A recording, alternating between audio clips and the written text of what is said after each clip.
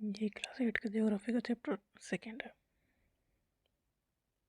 Soil, इसमें पहला topic soil.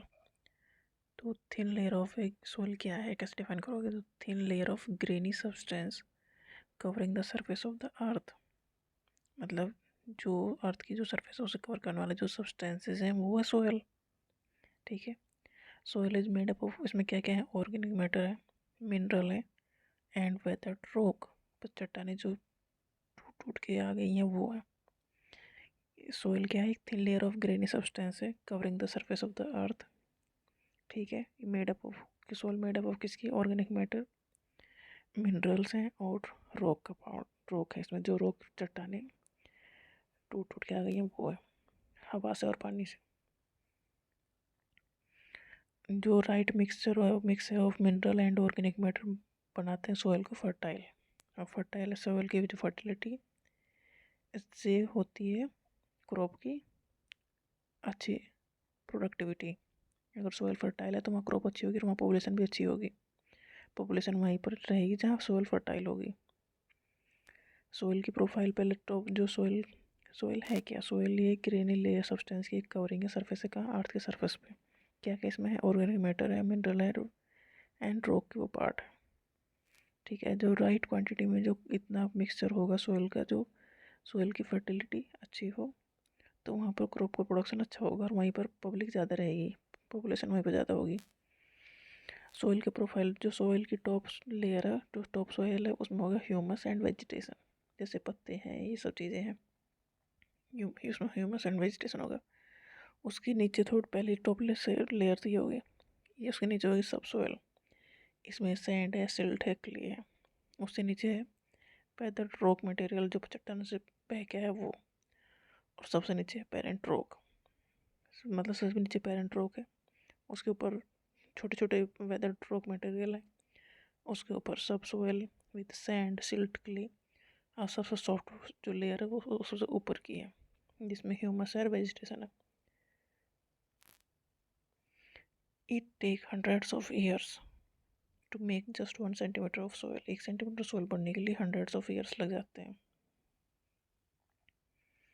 Factors जो अफेक्ट करते हैं सोयल के फॉर्मेशन को, पहला फैक्टर है पेरेंट रॉक, जिस जिस चट्टान से वो बने हैं वो डिटरमाइन करता है सोयल का कलर कैसा होगा, टेक्सचर कैसा होगा, क्योंकि सोयल भी कई टाइप की है।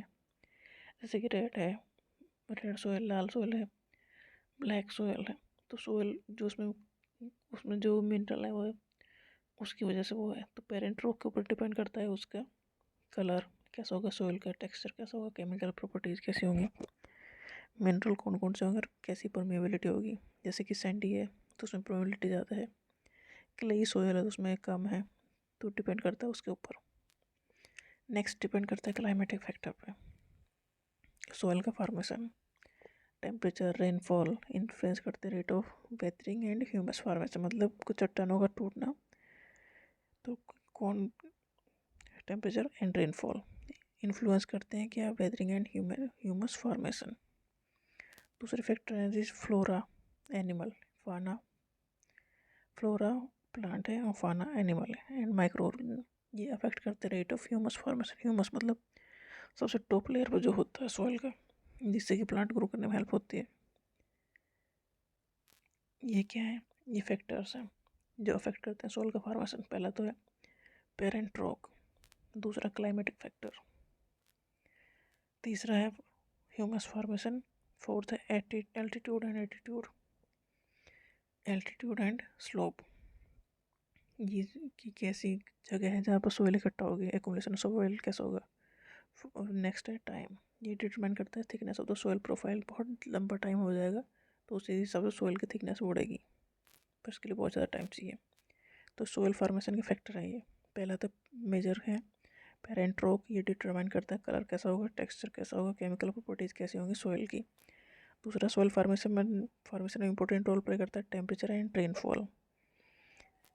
फिर फ्लोरा एंड फाना भी इसमें इंपॉर्टेंट रोल प्ले करते हैं। फ्लोरा मतलब प्लांट, फाना मतलब एनिमल्स, एंड माइक्रो ऑर्गेनिज्म, जो ऊपर की लेयर है ह्यूमस फॉर्मेशन, ये माइक्रो ऑर्गेनिज्म अच्छे से करते हैं। एल्टीट्यूड एंड स्लोप कैसा है? तो कहाँ अगर एकदम ऐसी हो, स्लाइड हो तो वहाँ सोइल इकट्ठा हो नहीं पाएगी ना, तो सोइल प्लेन पे इकट्ठा होगी। सबसे लास्ट में फैक्टर है टाइम का। टाइम भी डिटरमाइन करता है कि सोइल की थिकनेस कितनी हो, सोइल की प्रोफाइल कैसी हो।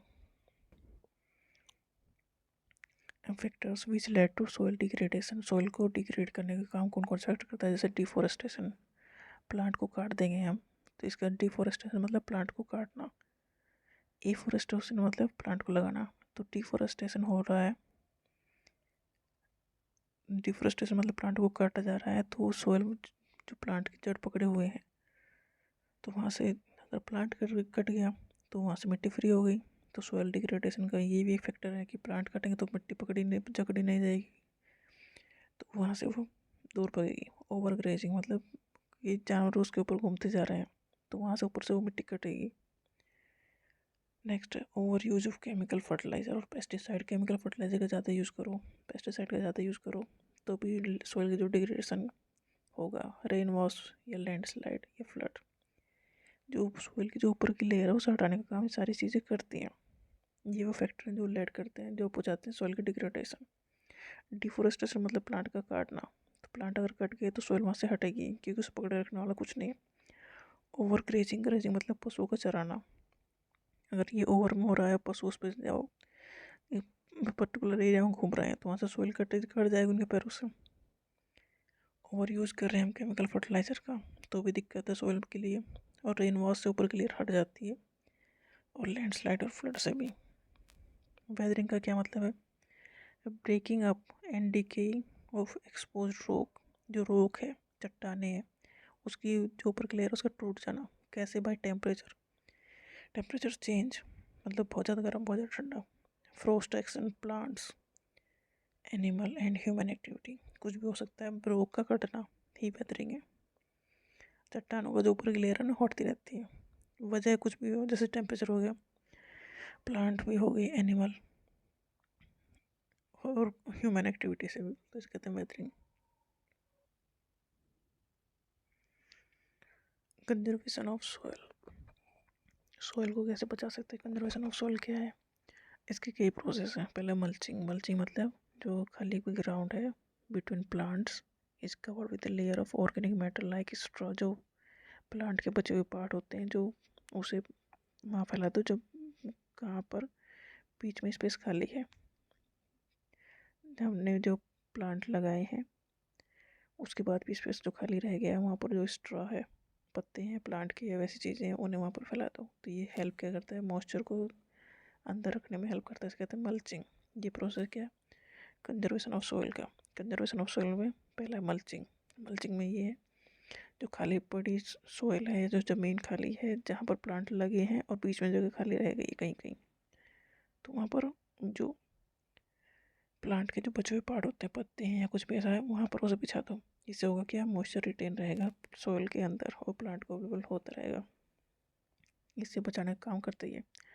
सेकेंड है काउंटर बैरियर। इसमें स्टोन है, soil are use to build barrier along contours. Stone है, ये लगा दो, पानी बह के ना जाए। Trenches are made in front of the barrier to collect water. Rock का डैम बना दो, स्लो डाउन कर दो फ्लो ऑफ वाटर को, जिससे फ्लो ऑफ वाटर स्लो हो जाएगा तो पानी के साथ वहाँ से सोइल नहीं बह के जाएगी, क्योंकि जितना तेज़ फ्लो रहेगा वाटर का उतनी ही सोइल को लेके जाएगा वो।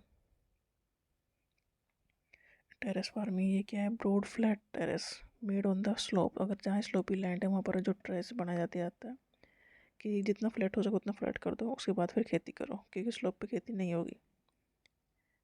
इससे होगा क्या? जो सरफेस का रन ऑफ वाटर है वो कम होगा, क्योंकि वो टेरेस बन गया है, प्लेन बना दिया वहाँ, तो सोइल इरोजन फिर कम होगा। इंटरक्रॉपिंग, डिफरेंट क्रॉप्स लगाओ, एक रो में एक फसल, दूसरी रो में दूसरी फसल। इससे भी सोइल को जो कंजर्व करने में हेल्प मिलेगी।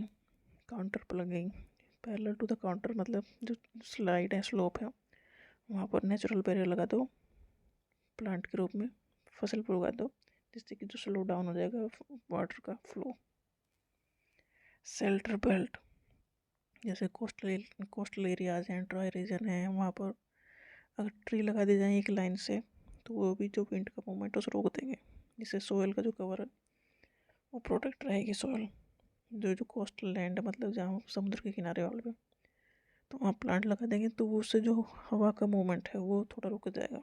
इसीलिए रोड के साइड प्लांट होते हैं, क्योंकि वो साउंड का पोल्यूशन है उस चीज़ों को वो रोक देने का काम करते हैं। इसी तरह एयर को भी रोकने का काम करेंगे वहाँ। लैंडस्लाइड क्या है? मतलब मास मूवमेंट है रोक का। लैंडस्लाइड मतलब जो चट्टाने या रोक है उसमें से बहुत लंबा बड़ा टुकड़ा टूट के नीचे आ जाए, क्योंकि छोटे छोटे पार्ट तो टूटते रहते हैं। लैंडस्लाइड में बड़े टुकड़े टूट के नीचे आ रहे हैं, उसके साथ जो प्लांट है वो भी आ रहे हैं, उसे कहते हैं लैंडस्लाइड। रेन वाटर हार्वेस्टिंग का मतलब ये है कि जो रेन का जो वाटर है उसे कलेक्ट करके फिर उस रख लेना उसे यूज़ करने के लिए। तो उसे वो एक बड़ा टैंक टाइप बनाना पड़ेगा उसे स्टोर करने के लिए, क्योंकि उसे लंबे टाइम तक यूज़ करना है। तो रेन वाटर हार्वेस्टिंग का मतलब ये है process of collecting rain water. कहाँ से? जब बारिश हो रही है तो रूफ पे जो पानी कलेक्ट हुआ उसे पाइप के थ्रू एक टैंक में ले लो और उसे यूज़ करो।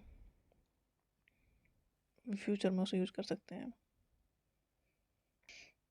Biosphere, natural vegetation and wildlife exist only in the narrow zone of the contact between the lithosphere, hydrosphere and atmosphere।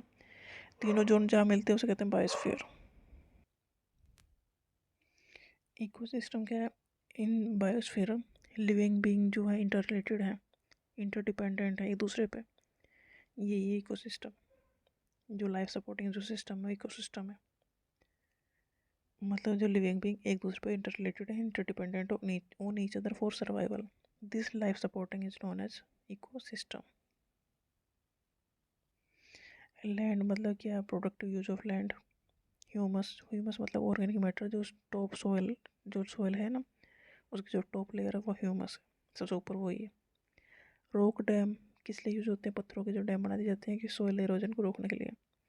Arable land मतलब लैंड ऐसी जो है जिसमें हवा भी पास हो सके, तो वो सूटेबल है एग्रीकल्चर के लिए। 3 वेज टू कंजर्व वाटर। पहला तो ड्रिप इरीगेशन, वाटर को कंजर्व कैसे कर सकते हैं? जो ड्रिप से इरीगेशन कर दो क्योंकि पानी ऐसे ही सारा वेस्ट नहीं होगा, जहाँ प्लांट के पास ही प्लांट पहुँचेगा। Proper use of canal for irrigation, जहाँ थोड़ा सा एक्सेस है अवेलेबल है तो वहाँ प्रॉपर कैनाल बना दो जिससे पानी उस पर्टिकुलर प्लेस से चला जाए। नेक्स्ट मोस्ट इंपॉर्टेंट है रेन वाटर की हार्वेस्टिंग करो, मतलब रेन वाटर को कंजर्व करके रखो फ्यूचर यूज के लिए। गंगा और ब्रह्मपुत्र का जो प्लेन है वो ओवर पॉपुलेटेड है, क्योंकि पहले से वहीं पर लोगों को सुविधाएं ज़्यादा मिलती थी तो पॉपुलेशन वहीं पर ज़्यादा हो गई। वाटर की अवेलेबिलिटी पर पर्सन इन इंडिया डिक्लाइनिंग। अब वाटर कम अवेलेबल हो रहा है क्योंकि जो ज़मीन के अंदर वाटर है वो हम ओवर एग्जॉस्ट कर रहे हैं उस चीज़ को, तो वो साफ़ पानी नहीं मिल रहा है। प्लेन एंड वैली जो डेंसली पॉपुलेटेड है, क्योंकि यहाँ की जो सोयल है फर्टाइल है, सोयल फर्टिलिटी है, तो वहाँ लोगों को खाने पीने की चीज़ें मिल जाती हैं। फिर तो डेंसली पॉपुलेटेड एरिया वही होगी जहाँ खेती करने के लिए ज़मीन सही होगी। इंटर क्रॉपिंग का मतलब ये है कि डिफरेंट क्रॉप ग्रो करनी है अल्टरनेट रो में, एक रो में एक क्रॉप, दूसरी रो में दूसरी crop. Climatic factor influencing rate of weathering including rainfall and temperature. Weathering का मतलब रो की जो ऊपर की लेयर है उसका वो हट जाती है। कैसे हटेगी? रेनफॉल या टेम्परेचर की वजह से। Colour texture etcetera of soil इसी डिटरमाइन करते हैं पेरेंट रो कैसी है, उससे ये डिटरमाइन होता है कि कलर और टेक्सचर सोयल का कैसा है। सोयल बिकम फर्टाइल, कैसे फर्टाइल होगी? एंड जिसमें राइट मिक्सचर होगा मिनरल और ऑर्गेनिक मैटर का, वो फर्टाइल हो जाएगी सोयल। जिसमें राइट मिक्स होगा मिनरल एंड ऑर्गेनिक मैटर का। Process responsible for soil formation, weathering जो प्रोसेस है वो सोयल फॉर्मेशन के पहला प्रोसेस है। ड्यू टू सैलिनिटी ओशन का जो वाटर है वो फिट नहीं है यूज के लिए, मतलब अनफिट है ह्यूमन के लिए, क्योंकि उसमें साल्ट ज़्यादा है तो उसे इंसानों के यूज के लिए वो फिट नहीं है। 2 main climatic factor responsible for soil formation. Soil formation के लिए 2 फैक्टर हैं, temperature and rainfall. Temperature and rainfall ये कैसे हैं? जैसे सोयल आई कहाँ से है? रॉक से आई है। रॉक टूट टूट के इकट्ठा होते गए, फिर चीज़ें और दूसरी चीज़ें इकट्ठा होती गई उनके साथ में, तो टेम्परेचर और रेनफॉल से टूटे हैं रॉक। जो टेम्परेचर का फ्लक्चुएशन होता है, हॉट और ठंडा, तो इससे क्रैक आ जाते हैं रॉक में, फिर वाटर के साथ बह के वो छोटे छोटे पार्ट आ जाते हैं नीचे। रेनफॉल कंट्रीब्यूट करता है किसमें, उस बह के लेके आने में। लैंड डिग्रेडेशन के क्या फैक्टर हैं, जो डिस्ट्रक्शन ऑफ फॉरेस्ट कवर, जो जंगल है वो काटे जा रहे हैं इसलिए लैंड डिग्रेड हो रही है। और जो ग्रोइंग डिमांड बढ़ रही है क्योंकि पॉपुलेशन बढ़ रही है, पॉपुलेशन बढ़ रही है तो उनके रहने के लिए जगह चाहिए, तो वो जंगल साफ किए जा रहे हैं, इसलिए लैंड डिग्रेडेशन हो रहा है। Land is considered important resource, क्यों? क्योंकि ये प्रोवाइड करता है सरफेस फॉर लिविंग, रहने के लिए जब है लैंड, एग्रीकल्चर के लिए है, फॉरेस्ट की है, और इंडस्ट्री, सारे काम तो इसी पे होने हैं ना, ज़मीन पे ही। तो इम्पोर्टेंट रिसोर्स हुआ क्या, land. Any two steps that government has taken to conserve plant and animal, plant और एनिमल को प्रिजर्व करने के लिए, कंजर्व करने के लिए गवर्नमेंट ने क्या किया, नेशनल पार्क बनाए और वाइल्ड लाइफ सेंचुरीज बनाई। वाइल्ड लाइफ सेंचुरी एक ऐसा एरिया है जहाँ से प्रोटेक्टेड एरिया बनाया जाता है, जो मतलब इसमें कोई ज़्यादा इंटरफेयर नहीं करेगा इंसान, और वहाँ वो स्पेसीज सुरक्षित रह सकेंगी। लैंड क्या है, ये मोस्ट इम्पोर्टेंट नेचुरल रिसोर्स क्या है, लैंड है।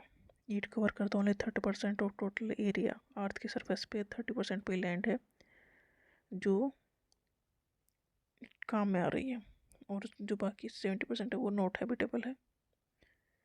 सबसे इम्पोर्टेंट रिसोर्स लैंड है। तो uneven distribution of population in different part of the world है, कहीं ज़्यादा लोग रह रहे हैं, कहीं कम लोग रह रहे हैं। क्यों? क्योंकि जो कई लैंड और क्लाइमेट का जो करेक्टरिस्टिक्स हैं उसके ऊपर डिपेंड कर रही चीज़ें। कहीं पर टोपोग्राफी ऐसे नहीं रह पाते हैं, कहीं माउंटेन है, कहीं लो लाइंग एरिया है, कहीं डेजर्ट है, कहीं थिक फॉरेस्ट एरिया है, तो वहाँ नहीं, लोग नहीं रह सकते। लोग रहते कहाँ हैं, प्लेन्स में और रिवर वैली में, जहाँ पर रिवर है, जो पानी की सुविधा है, और लैंड एग्रीकल्चर के लायक है, तो वहाँ पर लोग ज़्यादा रहेंगे। अबाउट 90% ऑफ जो वर्ल्ड पॉपुलेशन है ऑक्यूपाई करती है 30% of land area, and remaining 70% of land is जो है उसमें बहुत कम पॉपुलेशन है, या वहाँ पॉपुलेशन रहती ही नहीं है। मतलब जो टोटल लैंड की 30% में 90% पॉपुलेशन रहती है, 70% तो लैंड ऐसी है जो अनइनहेबिटेड है। क्या लैंड के क्या यूज़ है, ज़मीन के क्या यूज़ है, खेती करने के लिए चाहिए, फॉरेस्ट्री मतलब जंगल लगाने के लिए चाहिए, माइनिंग में भी लैंड से ही हो रही है। माइनिंग मतलब जो मिनरल जो हम निकाल रहे हैं, खदानें, घर बना रहे हैं ज़मीन पे ही, रोड बन रहे हैं, इंडस्ट्री बन रहे हैं, तो सारे काम तो वहीं होने हैं ना, तो इम्पोर्टेंट रिसोर्स हुआ ये। Use of land is determined by physical factor, इस पे क्या यूज हो कर सकते हैं लैंड का, किस पे डिटरमाइन करता है कि टोपोग्राफी कैसी है, सोयल कैसी है, क्लाइमेट कैसे है, मिनरल है कि नहीं, वाटर है कि नहीं अवेलेबल, उस हिसाब को देख के फिर उस लैंड पे यूज़ किया जाता है कि यहाँ क्या क्या क्या किया जा सकता है, क्या कर सकते हैं वहाँ। Human factors such as population and technology, ये भी important determinant of land use pattern. कहाँ पॉपुलेशन ज़्यादा है ये भी डिटरमाइन करता है। Classification of land on the basis of ownership, private land है, कुछ कम्युनिटी लैंड है। प्राइवेट लैंड मतलब इसका ओनर जो है इंडिविजुअल है, और कम्युनिटी लैंड का जो ओनर है वो गवर्नमेंट है, या वो सबके लैंड है, उसे हर कोई यूज़ कर सकता है। जैसे कि सरकारी पार्क है। Private land owned by individual, और community land is owned by community for common use. Conservation of land कैसे कर सकते हैं, एफोरेस्टेशन, इसे प्लांट लगाना है। Land reclamation, regulatory use of chemical, pesticide and fertiliser, मतलब केमिकल का यूज़ कम करना है तो ज़मीन ठीक ठाक बची रहेगी। एंड जो ओवर ग्रेजिंग है, जो पशुओं को छोड़ देना है ऐसे ही, वो थोड़ा उस पर रोक लगाई जाए, तो लैंड का जो क्वालिटी है या लैंड रिसोर्स है उसे कंजर्व किया जा सकता है। प्लांट लगाओ, मेनली बात ये है, और केमिकल का यूज़ कम करो, तो सोइल की जो क्वालिटी है वो ठीक रहेगी। Conservation of natural vegetation and wild life, forest जो हमारी वेल्थ है, क्योंकि फॉरेस्ट से हमें बहुत कुछ मिलता है। Plant give shelter to the animals, plant shelter देने किसी एनिमल्स को, and together they maintain the ecosystem, plant और एनिमल दोनों मिलकर इकोसिस्टम को मेंटेन किए हुए हैं,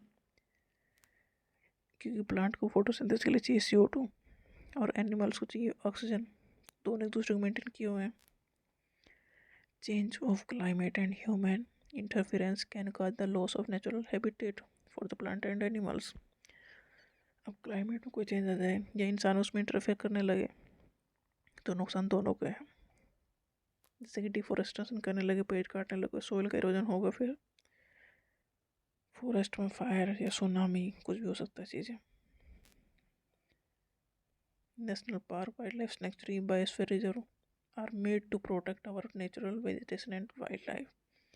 जो हमारी वेजिटेशन है या वाइल्ड लाइफ है उसे बचाने के लिए क्या बनाया जाता है, नेशनल पार्क, जहाँ पर वेजिटेशन बचाया जा सके, वाइल्ड लाइफ सेंचुरी जहाँ पर वाइल्ड एनिमल को बचाया जा सके।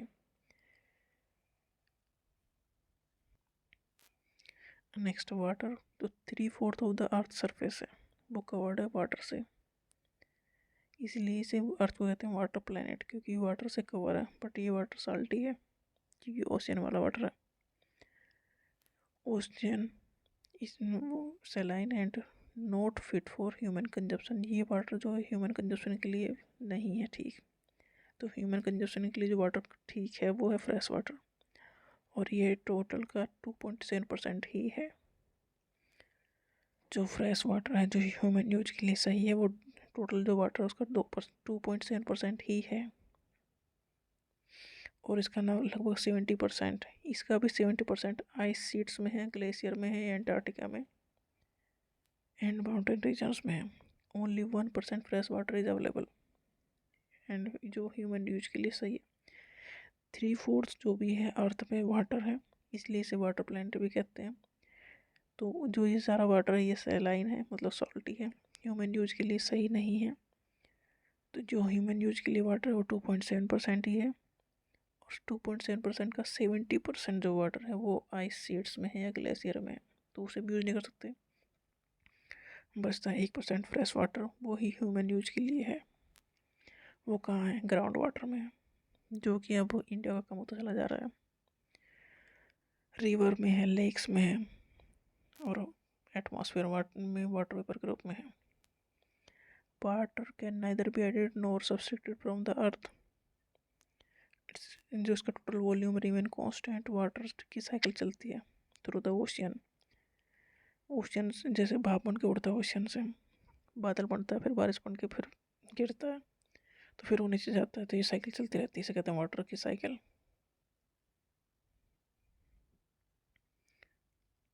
Water pollution can be control by treating these effluent, जो भी खराब चीज़ें हैं जो विंटर से निकल रही हैं उन्हें सूटेबली रिलीज करना चाहिए कि वाटर बॉडी उससे पोल्यूटेड ना हो।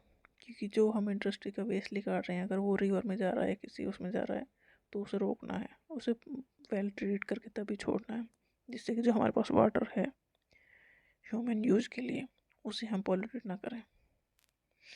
रेन वाटर हार्वेस्टिंग एक मेथड है जिसमें जो वो रेन का जो वाटर आया है छतों पे, अगर जो आ रहा है छत के थ्रू, वो पाइप से लेके एक टैंक में ले लिया जाए तो उसे यूज़ कर सकते हैं फ्यूचर यूज के लिए। फॉरेस्ट एंड अदर वेजिटेशन जो कवर है, अगर वो रहेंगे तो स्लो कर देंगे सरफेस का रन ऑफ वाटर, क्योंकि अगर बारिश हुई है तो बह के पानी अगर समुद्र में चला जा रहा है सारा, तो कोई फ़ायदा नहीं है। तो उसे रोकने के लिए चाहिए ना चीज़ें, जो इरिगेशन कर रहे हैं उसके लिए हम कैनाल बनाएं, या ड्रिप इरिगेशन कर रहे हैं तो कंजर्व कर सकते हैं वाटर को। Natural vegetation and wild life, natural vegetation and wild life exist only in the narrow zone of the contact between the lithosphere, hydrosphere and atmosphere that is called biosphere। एक narrow zone है, मतलब narrow zone इसलिए कह रहे हैं कि सारी चीज़ें वहीं इकट्ठा हो गई हैं लिथोस्फीयर, एटमॉस्फेयर और हाइड्रोस्फीयर में, जिसमें वो सर्वाइव कर सकते सब चीज़ें, वेजिटेशन एंड वाइल्ड लाइफ दोनों, इसे कहते हैं biosphere. In the biosphere living being interrelated है, इंटरडिपेंडेंट है, इसे कहते हैं ecosystem. Vegetation and wild life valuable resources हैं। प्लांट क्या देते हैं, timber, shelter to animal, produce करते हैं ऑक्सीजन, और जो प्लांट जो प्रोटेक्ट करते हैं सॉइल को, जो की ज़रूरत है ग्रो क्रॉप को ग्रो करने के लिए। हेल्प करते हैं प्लांट के स्टोरेज में ऑफ अंडरग्राउंड वाटर, जो फ्रूट देते हैं, नट देते हैं, मेडिसिनल प्लांट देते हैं। वाइल्ड लाइफ जो इंक्लूड क्या है इसमें, animals, bird, insect as well as the aquatic life form. They provide us milk, meat and wool. कौन? एनिमल। बर्ड फीड करते हैं इंसेक्ट पे, वो उसे डिकम्पोजर का काम करते हैं। Vulture due to its ability to feed on, vulture depend, वो फीड करते हैं डेड पे, जो डेड एनिमल है, तो वो इन्वायरमेंट को क्लीन करने का काम ही करते हैं वल्चर।